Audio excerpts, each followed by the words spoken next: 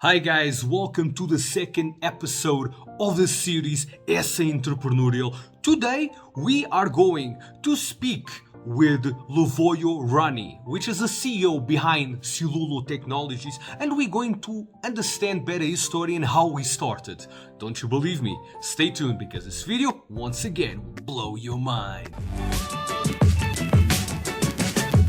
Hi everyone, welcome to LivinginSAtv podcast. David here. Today we have a very special guest. His name is Luvuyo Rani and he is the CEO and founder of Silulo Technologies. Hi Luvuyo, how are you? Hi, David. I'm good, and you? It's I'm good to very invite good. you to come to talk. Thanks very much for accepting the invitation to come to the podcast. No, it's an honor for me and a privilege to be invited to come and speak.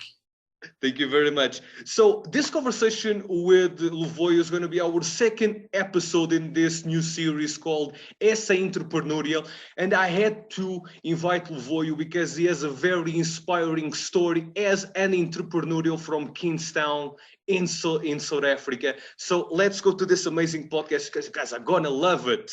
But first, let me just read you a little bit of the background of Luvuyo. Don't forget to see the full biography. It's down on the description below. I'm just going straight away for the great stuff. Okay, so Luvuyo entrepreneurial spirit was nurtured from a young age growing up in Queenstown, South Africa. This spirit made him create the Silulo Ulutho Technologies in 2004, the award-winning IT services company that now has over 46 stores in townships and rural areas in the Western Eastern Cape and KwaZulu-Natal. 220 full-time staff members and 18 franchises. This is amazing. Well done.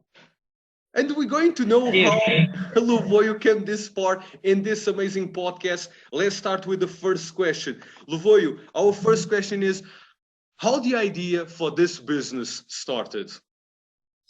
So it's been a 17 years journey now. So I was working in Kailisha as a teacher, and then I saw the need of my colleague teachers that they could not use computers. And then I started selling refurbished computers on the boot of a car. So I used to drive a two-door Corsa Light. So going to schools, people, principal were not taking me serious. They could not give me a chance to come to present. No one was like people were saying to me, I'm not okay, I'm mad. How should I resign in the comfort of salary and take a risk without any funding and support and start selling second-hand computers to teachers now? So it took me probably 3 months just to sell. They were not saying, for 3 months, most teachers, they could not even trust these computers, but they were old. But I used to bring them, like those big monitors. I would bring it in this, before LCD, I would bring them in the school and I would say, this is the keyboard, this is a monitor, this is how it works. And from there, the following year, I encouraged teachers to come together to form, we call it stokvel, savings for computer. So they will pay 400 each other, and then within 6 months, they've got computers through the stokvel, and they love it. And then after 4 months, there were 15 computers. My brother joined me. We went to most of the township schools selling refurbished. And you must remember, when I started this computer, I didn't have any background on IT, how to fix, how to maintain, how to support. So it was more for me just to sell the computers. See the need. So we have to find a partner, which is Osikribo, which came in and then he assists us in terms of maintaining. So when you go to school now, we're fixing and selling now. But it took us 2 years to run a business in the boot of a car, with so much problem around safety. Selling these computers. So teachers were buying these computers, but they didn't have a skill to use them. They would put it on the room divider, and the kids will make it fun of the kid. And then we saw a need to open up a cafe and hoping that they would come in the cafe. We didn't even have money for the cafe. We went to a supplier for the computers and stock. We put computer in the cafe. And at that time, I remember the connection was a problem. Was we're using, not ADSL now. A connection was a problem. Like what we're using with the wireless, and I could see now the problem is not about teachers, it's a community. So there's a huge digital gap now. People, they could not access to employment, they could not study further, they cannot even send their CVs for employment. Then the third year, we started with the training. We trained them basic skills of computers. And it took us probably 3 also years, maybe 5 years now, to get the model right. So the model was more like a training, a cafe, business services, a technical services, and also a mobile services now coming together to offer one-stop center. And then 2010, it's only then that we started scaling, opening in a branch and different branches. In 2014, then we franchise now. Probably I'll talk about later in terms of the franchise, giving opportunity to a staff to buy franchise with us now. So it's a kind of a story of humble beginning, story of resilience, a story of possibility that South Africa brings in terms of entrepreneurship. Wow. Tell me about the business hub that you started a few years ago. So the business, like we started a few years ago, it's always my dream from the beginning. So I always the dream was most entrepreneurs in the township and rural areas, they don't have access to the infrastructure. They don't have access to connectivity. They don't have access to any kind of devices that they can work their business. So 3 years, 2018, I decided to launch business incubator in Mitchell's Plain. It's 20-seater office for the entrepreneurs. And then there's a business center. And then also there's a conference room. And then there are offices where you hire based on the need. And I've kind of created that space. It's a full house now. Entrepreneurs are kind of using the space for them to connect and to network and to have access now. So that's what we've kind of coming in now. And we're busy now. Next month, we're launching a new space in East London, similar business center that we're launching in East London, where we will probably, it's about 750 square meters now. The one we have is 350 square meters. We kind of doubled now with the space in the Eastern Cape, providing for entrepreneurs to use. In the bottom, it's kind of become a business space. In the top, it's a training, and then other top becomes our offices now. So it's a 3-story building that we're kind of launching now to allow entrepreneurs to have the infrastructure. That's great, because by nurturing this talent, by them creating their own businesses, they will actually make it great, because they already have the finance by your side. And Silulo Technologies can become even a greater group at the moment. You can offer so many more services, give more employment to people. That's great what you're doing. No, the vision and the plan is big now, to extend that it's one way in terms of the land, but we are changing all our centers now to create a career center and a business centers. So we allow many young people to find employment coming to our center. So we don't only train them, we'll link them with job opportunities so they can find employment. So there will be a revenue that will make it around placement now. But also we're assisting businesses with skills, with networks, with opportunities that are coming in our centers that have been part of that now. So we work so hard now in that aspect where we bring these two things, because we see that there's a huge need of access, digital transformation in the township areas, especially with the COVID now. So we will deploying, these centers across the country, even in Africa. So the next 6 years, it's like South Africa is going to be Silulo, and then we start like SADC now, and then we go to the Africa as a whole now. So we've got this 2020 vision of being leading a business in the township rural areas. No, I love it. I love the way you see the township, because I also know a lot of people, young talent from the township, and I must say those kids are it's like, I'm so glad that someone like you will grab them, because they will lose themselves, if someone doesn't invest in them. So I think there is a lot of potential in South Africa that we are not seeing. So it's great for me seeing someone like you, Luvuyo, doing that, because you tap into a market that really nobody believes in South Africa. And thank you for that. Thank you for that. I mean, the township has been seen as a kind of a space where there's a social ills, there's an unemployment, there's a poverty, there's, issues around health, issues around infrastructure. But I see that township is space where South Africa, even Africa, they able to grow through those problems. Because those problems are opportunity for many young people now. So many young people who are sitting and being in the space, they are hungry to grab those opportunities, but they need kind of like support. They need kind of like resources. They need kind of a space where they can go and able to start dreaming and thinking now. And we kind of see ourselves as like we're pushing so well to make sure that we enables that space so that ecosystem starts to evolve. And one thing that I like about the kids is that they are hungry for more. You can see. I know a lot of them, and I promise you, if you give them the right opportunities, they will grab it with everything they have. They will give blood, sweat, and tears to the cause. They want to be successful. They wanna have a nice life. You know what I mean? And they are looking forward to work for it. And that's amazing. You need to nurture that. So much fun. I was like, because it's my passionate space. That's like, there's so much movement and energy in the township around entrepreneurship. So now to be an entrepreneur, it's a cool thing, because before it was more finding employment. Now young people are kind of seeing that they can be makers of the employment.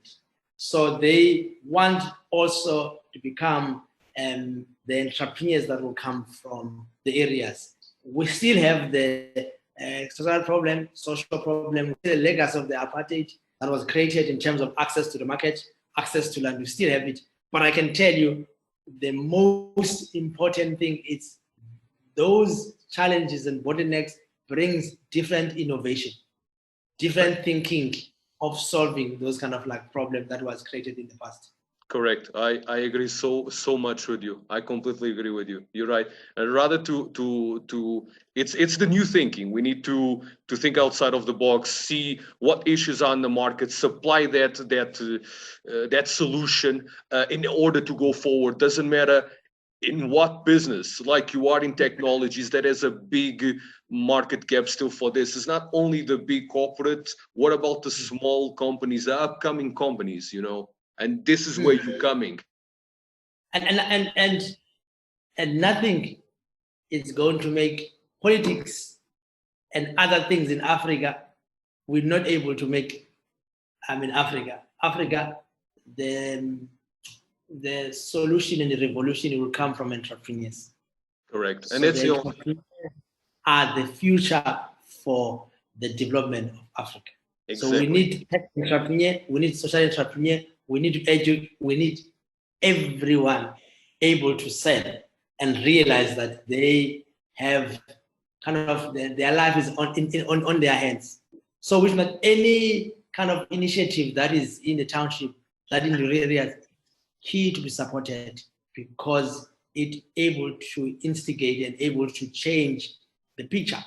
But the picture must change. In the next 20 years, that picture of the township in terms of slum, it has to be a picture of the innovation. So I believe in that picture that, we are going to see so amazing stories that come from a township.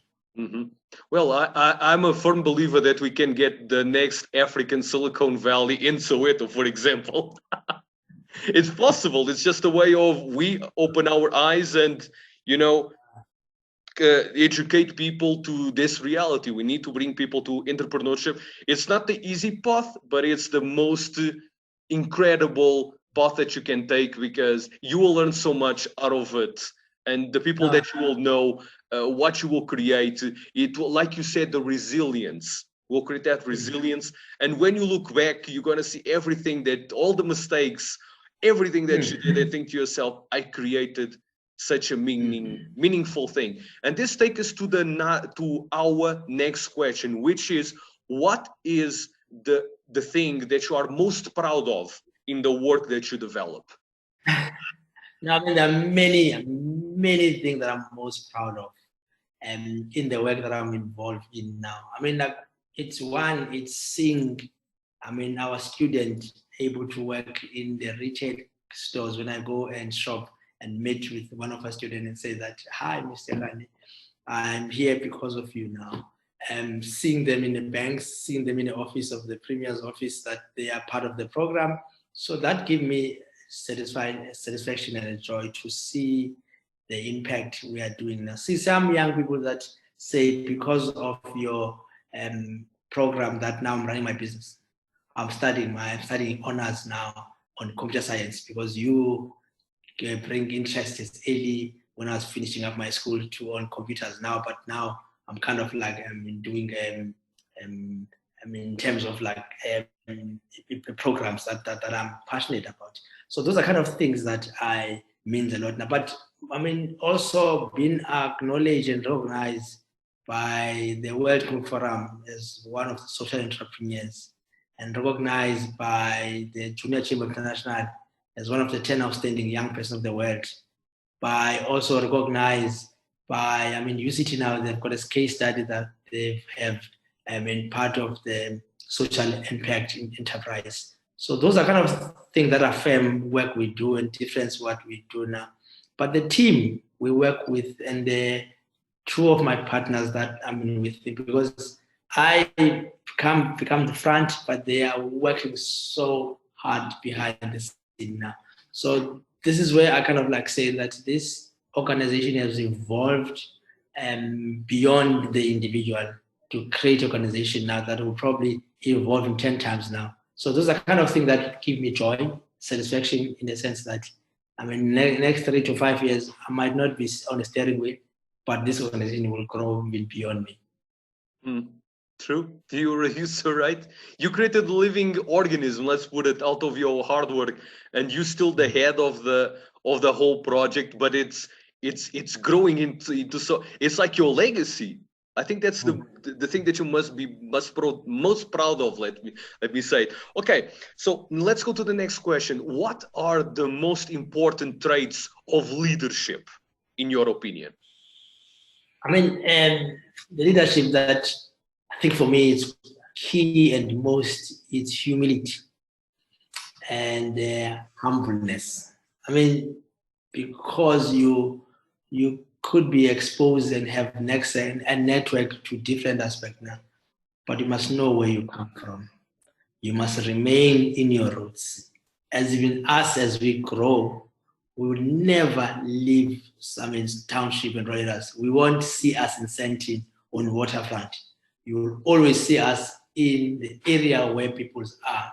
But we'll be able to work in this, I call it this two economy, the formal and informal economy, because we could able to maneuver. So humility that have it keep you in difficult times now. And I think more than anything, energy and passion, those are things that drives you when times are difficult, to love what you do and have a fire to continue even in difficult times, because it's difficult to have enterprise. As much as I see so much abundance opportunity, it's tough to have a business in a township. You're dealing with crime, you're dealing with protest, you're dealing uncertainty, you're dealing with things that are kind of external that normal people are not dealing with. But through that, you're able to make it and maneuver in terms of that now.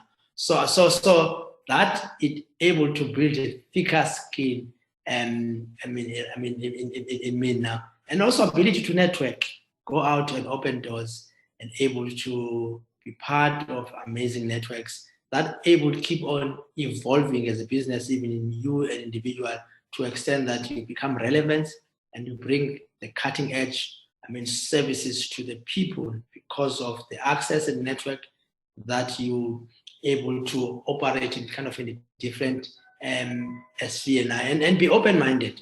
I think more than anything, this life we're living in now, there's no one right or wrong now. Things are changing now, so we must be open-minded with opportunities, with kind of a positive attitude that have to say that it might be dark today, but tomorrow is going to be great now. So those are kind of things that keep, me in the difficult times, but becomes a trait. But more than anything around leadership is about influence. It's about inspiration. It's about leading from the front. But it's also about dealing with difficult things that not difficult to able to deal with them. So it's part of what we need in the world. It's part of what we need in our country. We need leaders that can lead for the front, that has integrity, that they are authentic to extent that what they say and what they mean. That's perfect. Thank you. Created, what do you call it? Hard times? No, wait. You create character under crisis. Let's put it. During COVID times is it's the way to go. I think it's create character under crisis. That's a very important thing. Okay, this will take us to the next question. Just to give a little bit of a timeline to my audience, which is, after how many years of operations do you actually started to see results? Tell us about that, and also the breakthroughs you had. No, it's a difficult. Our business it's not normal business that you start the business, you run the business, you go to find equity partner, they invest in the money, and then you grow. So our business is a self-funded business.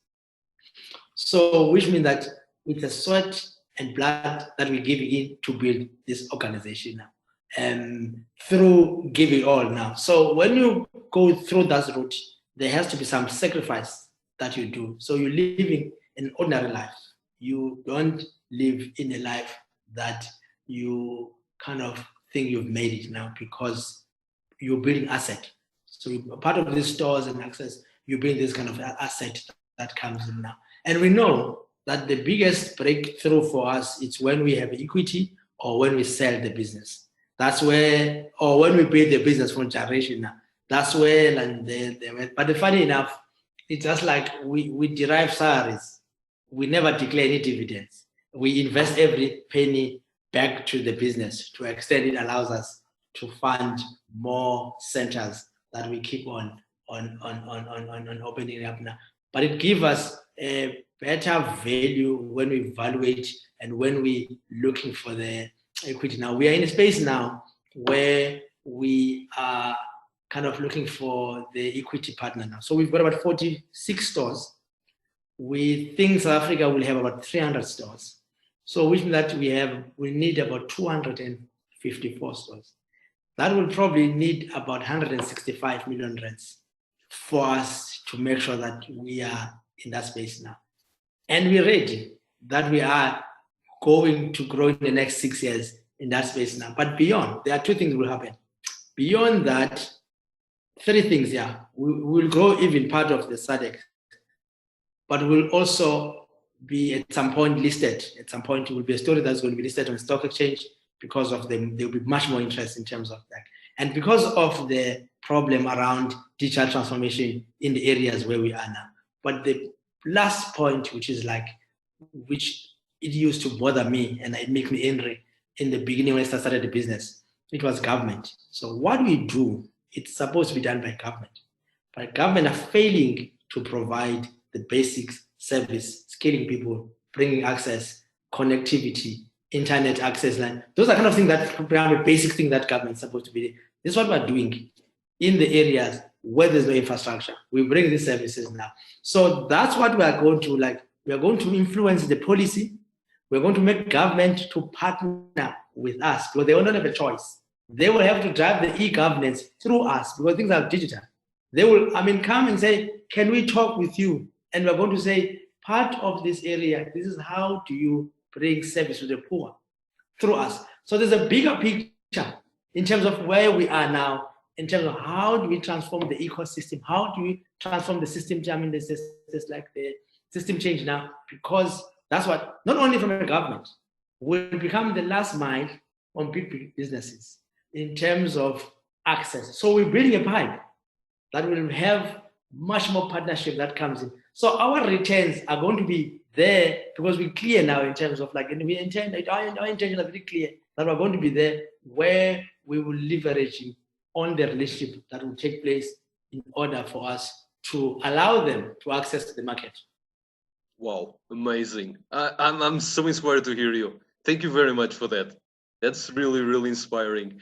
Okay, so, well, you told us most of your future goals for the company. So where you see the company in 10, 20 years. So we're going to jump that question because I think you were quite clear with that. So let's go to the next question, which is in SA has a very high employment rate.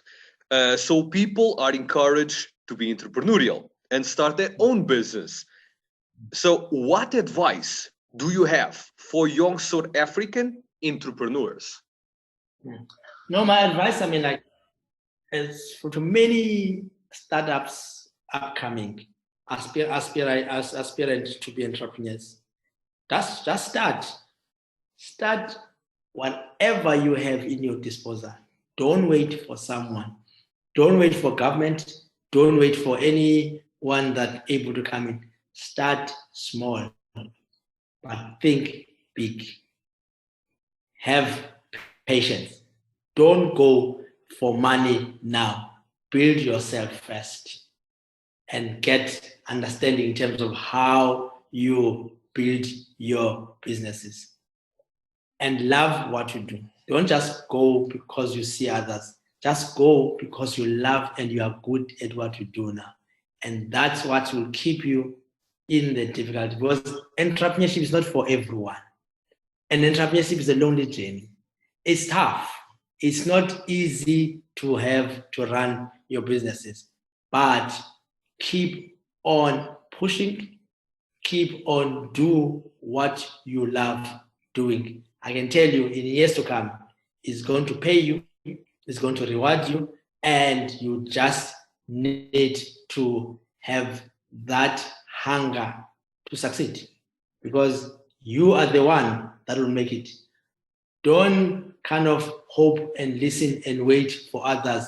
Don't have a blaming mentality that I'm poor, I'm black, or I'm in my family in terms of that. Nah, doesn't work.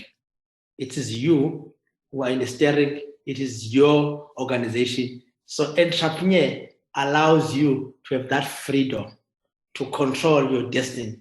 So it's all up to you in terms of making it, but just do it because there are bigger call. There must be a bigger purpose. That why are you doing what you're doing now? So you understand in terms of even if you are facing those moments of questioning yourself now, because you're able to understand that you are in the mission now. But more than anything, to many South Africans, it's just like, this is a time. There's no other time in our country that we need more entrepreneurs now.